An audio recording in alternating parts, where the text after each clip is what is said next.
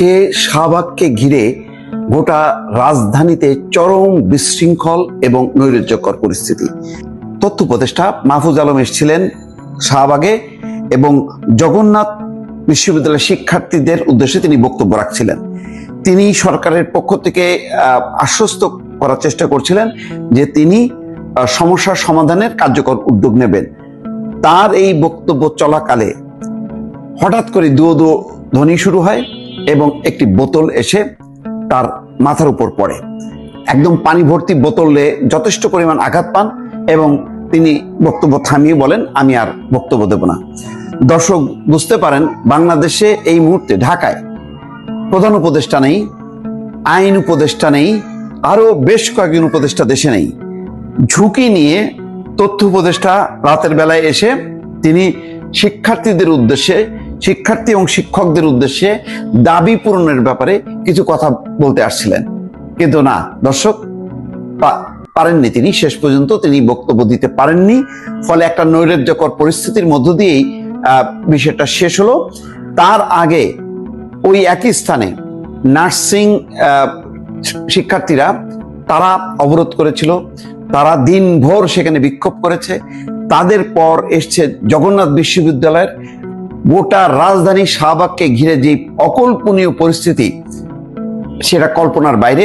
দর্শক, ঢাকা শহরের লক্ষ লক্ষ মানুষ আজকে ভুক্তভোগী। যারাই আজকে রাস্তায় নেমেছে তারাই ব্যাপক যানজটের সম্মুখীন হয়েছে। তার মূল কারণ শাহবাগকে কেন্দ্র করে যে পুরো ঢাকা শহরের যে একটা অচল অবস্থা, বিভিন্ন রাস্তার প্রবেশ মুখ, চলাচল সমস্ত কিছু বন্ধ হয়ে যায়। এই অবস্থার মধ্যে ধারাবাহিকভাবে চলেছে, কোথাও বাধা দেওয়া হয়নি। এর আগে বারবার সরকারের পক্ষ থেকে কিন্তু বলা হয়েছে শাহবাগের মতন গুরুত্বপূর্ণ পয়েন্ট, তারপরে যমুনা, প্রধান উপদেষ্টার বাসভবনকে ঘিরে সকল ধরনের বিক্ষোভ সমাবেশ এগুলো বন্ধ রাখার জন্য।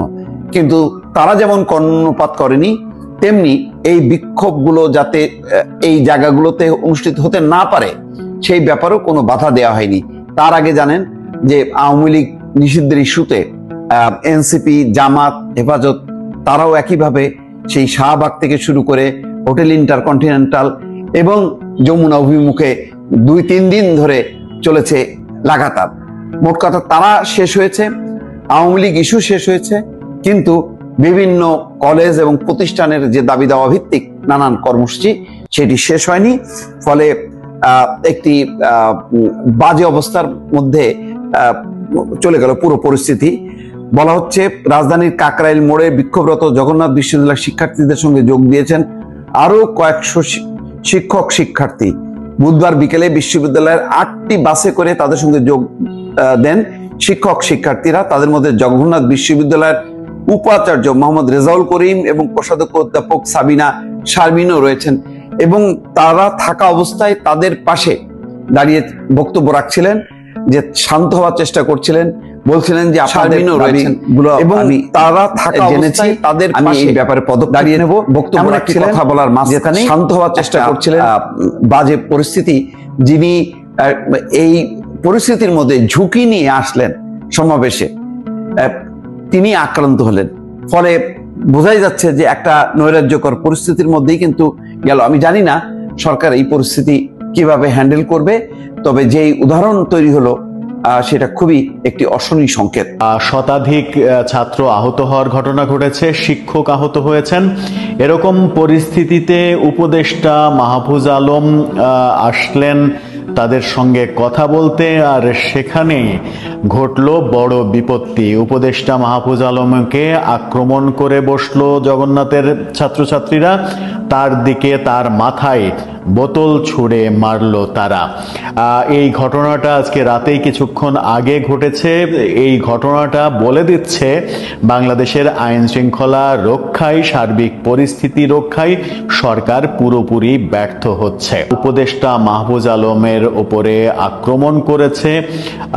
উপদেষ্টা মাহফুজ আলম সরকারের পক্ষ থেকে যখন তাদের সাথে কথা বলতে আসে তখন চতুর্দিকে স্লোগান শুরু হয়, ভুয়া ভুয়া, তাকে মানবে না। কোনোভাবেই তিনি সেখানে টিকতে পারছিলেন না, কথা বলতে পারছিলেন না। এরই মাঝে তার মাথায় সরাসরি বোতল ছুঁড়ে মারার ঘটনাও ঘটেছে। এই ঘটনা একটু আপনারা দেখে নিতে পারেন এই ঘটনাটা।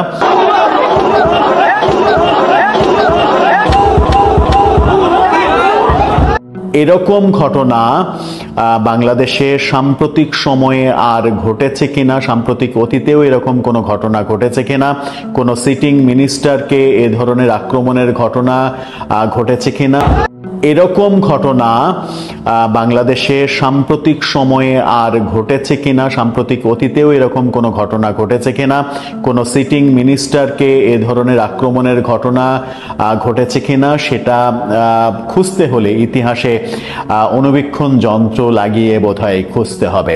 এবং সেই কথা উপদেষ্টা মাহফুজ আলম নিজেও বললেন। যেখানে আক্রমণের শিকার হলেন সেখান থেকে তিনি সরে গেলেন, সরে গিয়ে সেফ জায়গায় সাংবাদিকদের সঙ্গে কথা বললেন এবং সাংবাদিকদের সঙ্গে কথা বলার সময় তিনি যারা এই আক্রমণ করেছে তাদেরকে শাসালেন, বললেন যারা এই কাজটা করেছে, একজন সিটিং মিনিস্টারকে আক্রমণ করেছে, তারা কাজটা ভালো করেনি, তারা সময় হলেই বুঝবে ব্যাপারটা।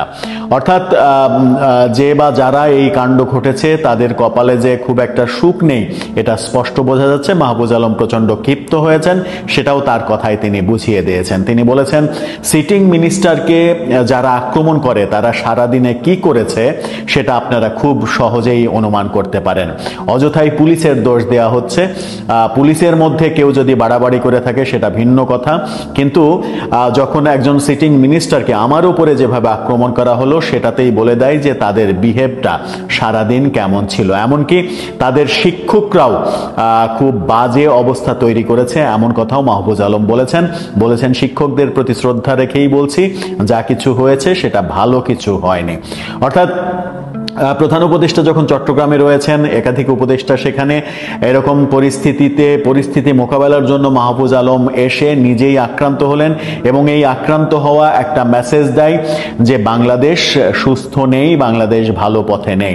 সিটিং মিনিস্টারকে যদি এভাবে আক্রমণ করা যায় তাহলে এই মেসেজটা সমাজের প্রত্যন্ত পর্যায়ে ছড়িয়ে যাবে, প্রত্যন্ত পর্যায়ে মানুষ আরো বেশি মব করতে উৎসাহিত হবে। আমার মনে হয় যে এই ঘটনার সুরাহা হওয়া উচিত। কিন্তু মাহফুজ আলম ও জগন্নাথের শিক্ষকদের যেভাবে আক্রমণ করে কথা বললেন তাতে সমঝোতার কোনো লক্ষণ দেখা যায়নি। তাকে প্রশ্ন করা হয়েছিল যে যদি রাস্তা থেকে তারা না ওঠে তাহলে কি করবেন, তিনি বলেন রাস্তা থেকে না উঠলে তারা তাদের পরিণতি ভোগ করবে। অর্থাৎ আবারও এক ধরনের হুমকি দিয়েছেন, কিন্তু তাদেরকে রাস্তা থেকে উঠে ক্যাম্পাসে ফিরে যাওয়ার আহ্বান জানিয়েছেন। বলেছেন তাদের দাবি এই রাজপথে দাঁড়িয়ে সমাধান করা সম্ভব নয়, তাদের বাজেটের দাবি, বাজেট পাশ হতে হতে জুলাই মাস, সেই পর্যন্ত তাদের অপেক্ষা করতে হবে। কিন্তু তার আগে প্রধান উপদেষ্টার সঙ্গে তাদের মিটিং এর ব্যবস্থা করে দেয়া যেতে পারে, ভিসি পর্যায়ে মিটিং হতে পারে, এই কাজগুলো হতে পারে। কিন্তু তাদের দাবি এখনই মেনে নিচ্ছি, বাস্তবায়ন করে দিচ্ছি, এটা সম্ভব নয়। কি ছিল ছাত্রদের দাবি? ছাত্রদের তিনটা দাবি। একটা হচ্ছে যতদিন পর্যন্ত না আবাসিক ব্যবস্থা হচ্ছে জগন্নাথের ছাত্রছাত্রীদের, ততদিন পর্যন্ত অন্তত 70% যারা ঢাকার বাইরে থেকে এসে লেখাপড়া করে সেরকম অন্তত 70% ছাত্রছাত্রীকে আবাসিক ভাতা দিতে হবে। তাদের বাজেট বরাদ্দ করতে হবে, বিশেষ বাজেট বরাদ্দ করতে হবে এবং যে হল এবং স্থায়ী ক্যাম্পাস নির্মাণের কথা হচ্ছে সেগুলো দ্রুত করতে হবে। ছাত্রদের হল প্রয়োজন এমন দাবিও তাদের মধ্যে রয়েছে। কোন দাবি মাহফুজ আলম পূরণ হচ্ছে কিংবা সরকার পূরণ করবে এটা বললেন না, বরং ছাত্রদেরকে এক ধরনের শাসালেন। অবশ্য শাসানোর কারণও রয়েছে, তাকে যেভাবে আক্রমণ করা হয়েছে। সাম্প্রতিক সময়ে মাহফুজ আব্দুল্লাহ নানা কারণে বিতর্কিত হয়েছেন। এর মাঝে ছাত্রদের ভেতরে এসে যেভাবে ভুয়া ধুয়ো শুনলেন, কথা বলতে পারলেন না, সেখান থেকে পুলিশ তাকে সরে যেতে বললেন, এরই মাঝে তার উপরে বোতল দিয়ে আক্রমণ করা হলো।